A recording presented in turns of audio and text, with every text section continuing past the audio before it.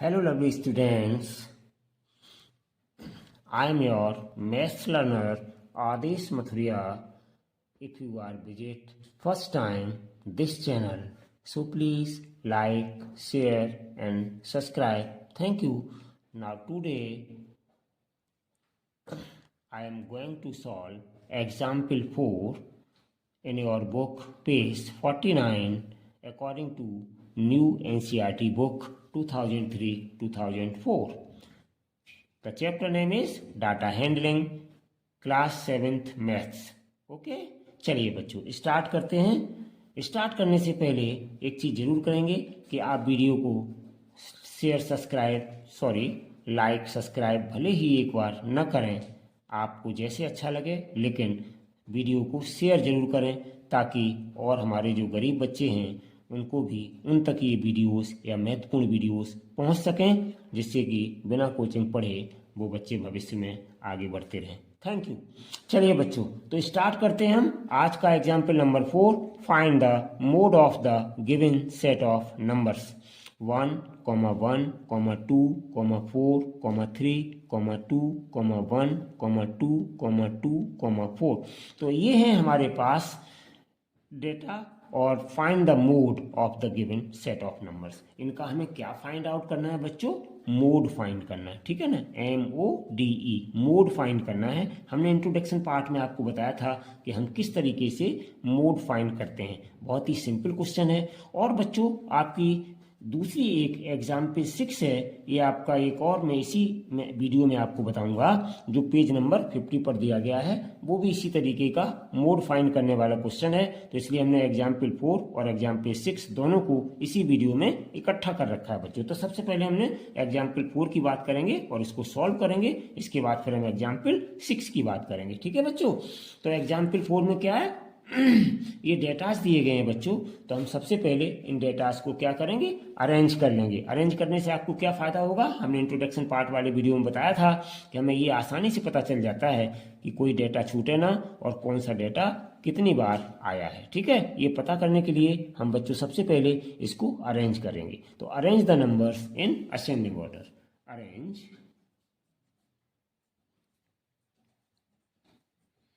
The numbers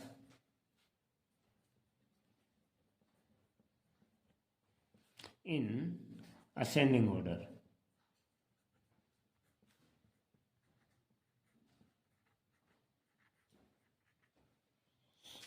arrange the numbers in ascending order. तो बच्चों इनको अरेंज कर लीजिएगा। तो देखिए यहाँ पे 1 1, ठीक है ना, 1 1, 3 1 1 है, सबसे छोटे नंबर यही है, तो यहीं से स्टार्ट करेंगे। तो सबसे पहले हम क्या करेंगे, 1 1 को लिखेंगे तीनों को।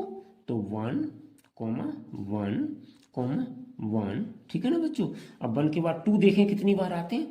तो देखिए एक 2 आपका ये है, एक 2 आपका ये है, एक 2 आपका ये है, यानी कि 2 भी 3 बार आया है, ठीक है ना बच्चों। 2 भी 3 बार आया है हमारे पास, तो हम 2 को 3 बार लिखेंगे, 1 2 3, ठीक है ना। अब 3 के बाद अब देख 2 के बाद अब हम देखते हैं कौन सा नंबर है। 2 के बाद 3 आता है, 3 देखो कितनी बार आ रहा है। तो 3 बच्चों यहाँ पे देखो सिर्फ और सिर्फ इन डेटाज में 1 बार आया है। इस पर टिक और लगाते जाइएगा जिससे कि हमें पता रहे कि हम लिख चुके हैं। 3 आ गया। अब 3 के बाद देखते हैं बच्चों और कौन से डेटा है इसमें। तो देखो 3 के बाद आपका कौन सा है, 4 आता है। तो 4 देखो इसमें कितनी बार आया है, 1 और 1 2 बार आया है। तो हम 4 भी यहाँ पे लिखेंगे बच्चों, ठीक है ना। 2 यहाँ पर बच्चों 1 2, एक ये रह गया आपका ये 2। तो बच्चों 3 बार आया है 2, ठीक है ना। मैं यहाँ पे कॉमा लगाता हूँ थोड़ा सा, यहाँ पे 2 लिखे देता हूँ, ठीक है बच्चों। 2 4 बार आया है, ठीक है। और उसके बाद अब 4 रह गया, ये 1 और 1 2, तो 1 4 यहाँ लिख दो बच्चों और 1 4 आगे लिख दो। अब काउंट जरूर कर लो कि कोई अभी देखो एक छूट गया होता है आपका, लेकिन बच गया। काउंट जरूर कर लो कोई डेटा छूटा तो नहीं है। तो यहाँ कितने थे हमारे पास, 3 3 6 3 9 1 10। तो 1 2 3 4 5 6 7 8 9 10 हो गए पूरे आपके डेटा। तो देखो बच्चों मैंने आपको मोड पढ़ाते समय बताया था कि मोड में क्या होता है आपका, कि अगर नंबर जो ज़्यादा बार आया है, कोई नंबर रिपीट सबसे ज़्यादा बार आया है, तो वही हमारे गिवन डेटा का मोड कहलाता है। तो देखो बच्चों इसमें ध्यान से देखो, ये नंबर जो 2 है वो 4 बार आया, और कोई भी ऐसा नंबर नहीं है जो 4 बार आया हो, ठीक है ना, या उससे अधिक बार आया हो। कोई भी ऐसा नंबर नहीं है यहाँ पे 2 के अलावा।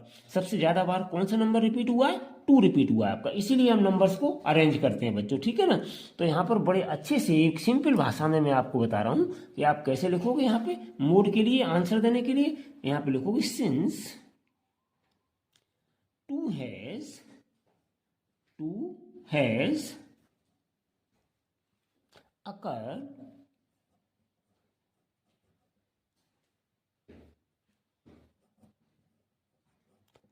occurred the highest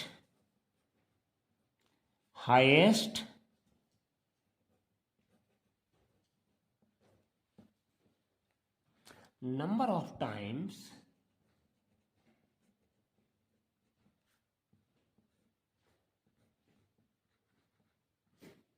highest number of times. Highest number of times का मतलब क्या होता है बच्चों?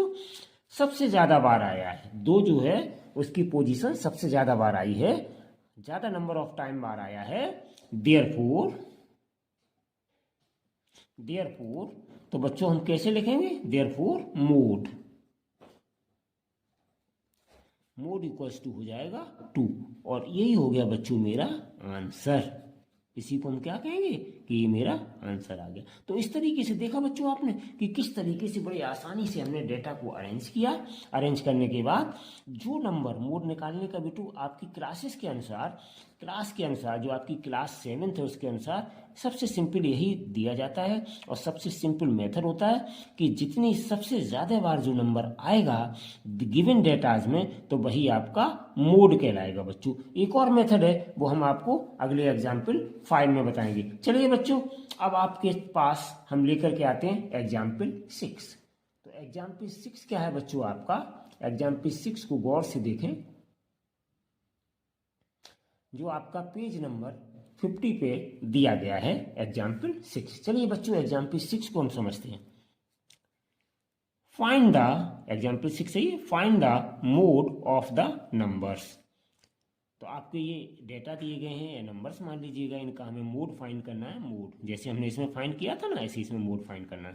तो देखो 2 2 2 3 3 4 5 5 5 6 6 8 ये डेटाज बच्चों आपको दिए गए हैं। इन डेटाज को अगर आप ध्यान से देखें बच्चों तो ये सब डेटा आपको इस तरीके से दिए गए हैं जैसे कि मानो सारे अरेंज में ही लिखे हों, और सारे अरेंजमेंट में लिखे भी हैं बच्चों। तो ऐसे डेटाज को हमें अरेंज करने की ज़रूरत नहीं है, सारे पहले से अरेंजमेंट में लिखे हुए हैं, तो हम इनको अरेंज नहीं करेंगे और न ही हम इनको दोबारा लिखेंगे। देखो सारे, देखो 2 के बाद फिर 3 वाले आ गए, फिर 4 आ गया, फिर 5 वाले आ गए, फिर 6 आ गए, फिर 7 है नहीं, 8 वाले आ गए। तो ये ऑलरेडी बच्चों अपने आप डेटा सारे अरेंज किए हुए रखे हैं, तो हमें इनको अरेंज करने की कोई भी नीड नहीं है। सो बच्चों हम यहीं से देख करके अपने आंसर पर पहुंच जाएंगे। तो ध्यान से देखो बच्चों कि यहाँ पर 2 2 3 टाइम्स आया है, और एक नंबर और है 5 जो देखो 3 टाइम्स आया है, मतलब 5 भी 3 बार आया है और ये 2 भी 3 बार आया है, ठीक है ना। इसका मतलब दोनों के रिपीट होने की या दोनों के आने की जो प्रोबेबिलिटी है वो सेम है, बराबर बार दोनों आए हैं। अब यहाँ पे ये क्वेश्चन अराइज होता है तो फिर इसका मोड कौन सा होगा? तो बच्चों क्वेश्चन अराइज तो होता ही है कि मोड कौन सा होगा, लेकिन आपको बता दें कि जब कोई भी नंबर्स समान बार आते हैं तो वो दोनों ही, या 3 अगर हैं तो वो तीनों ही हमारे उस प्रॉब्लम के लिए या उन डेटा के लिए मोड कहलाते हैं, ठीक है बच्चों। तो बहुत आसान बात है, आप उसमें घबराने की जरूरत नहीं है, इसीलिए हम इस क्वेश्चन को इसके साथ में लेके आए। यहाँ पे देखो 2 है 3 बार आया और 5 3 बार आया, तो इनके दोनों के आने की संभावना कैसी है? बराबर है। देखो बराबर बराबर बार आए हैं, ठीक है ना। तो ये दोनों जब बराबर बराबर आए हैं तो इसका मतलब हाईएस्ट नंबर ऑफ टाइम्स ये दोनों ही हैं, ठीक है ना, जो बराबर बराबर आए हैं। तो इसलिए हम यहाँ पे दोनों के लिए बच्चों लिखेंगे। तो हम क्या लिखेंगे दोनों के लिए? क्या लिखेंगे दोनों के लिए? सिंस। सोल्यूशन में क्या लिखेंगे? सिंस। हम बच्चों ये डेटा दोबारा नहीं लिख रहे हैं, आप क्या करेंगे जब सॉल्व करेंगे दोबारा इनको यहाँ पे लिख लेंगे, उसके बाद ये चीज लिखेंगे। Since 2 and 5 both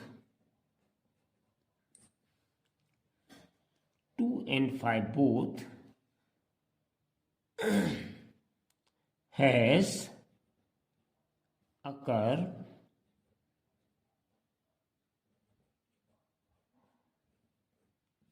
the highest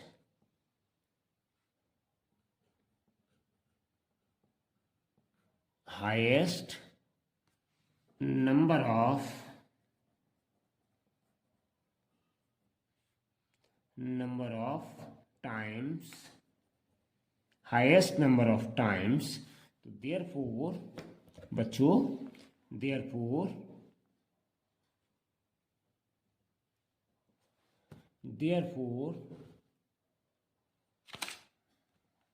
क्या हो जाएगा बच्चों, मोड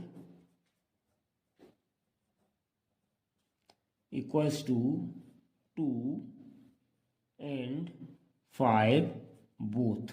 ये आपका हो गया बच्चों आंसर। ठीक है, आई होप कि आपको बिल्कुल डिफिकल्टी नहीं हमने आने दी होगी, आपको बिल्कुल लाइटली सिंपली वे में बिल्कुल इजी एक्सप्रेशन के साथ समझाया। आई होप कि आपको अच्छे से समझ आ गया होगा बच्चों। ठीक है, तो अगर बच्चों आपको वीडियो अच्छा लगा हो तो वीडियो को लाइक शेयर एंड सब्सक्राइब जरूर करें। Thank you so much for watching this video. खुश रहें, स्वस्थ रहें, मस्त रहें। Take care and bye bye.